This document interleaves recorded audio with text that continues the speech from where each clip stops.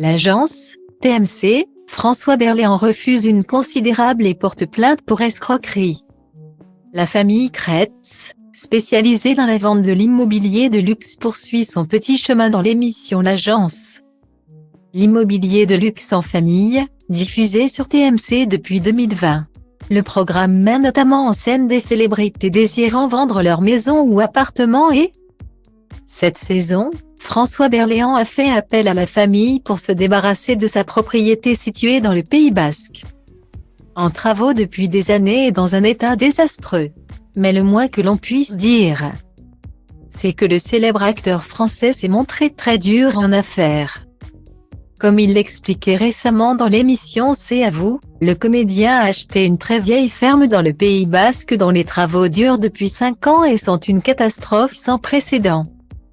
C'est donc avec grand soulagement qu'il a contacté la famille Kretz. Très vite. Les professionnels de l'immobilier ont trouvé un acquéreur. On a eu pas mal de visites et on a des clients qui sont très sérieux. Qui sont de Bordeaux. Lui a une entreprise dans le bâtiment, donc les travaux, ça ne lui fait pas du tout peur. Pour nous, c'est le profil parfait et c'est un client qui a fait une offre qui est, certes, un peu loin de vos attentes, je pense, parce qu'elle est de 450 000 €. Ont annoncé Martin, Valentin et Louis, les fils de la famille. Mais visiblement, cette proposition n'a pas du tout enchanté l'acteur. Impossible. Ce n'est même pas envisageable, a lâché François Berléand avant de s'expliquer, moi. Je ne peux pas, j'ai un crédit à rembourser de 585 000 €. Je n'en peux plus de payer pour cette ruine. On m'a escroqué.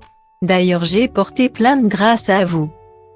J'ai un constat d'huissier, j'ai pris enfin conscience de la gravité des choses. Guillemets.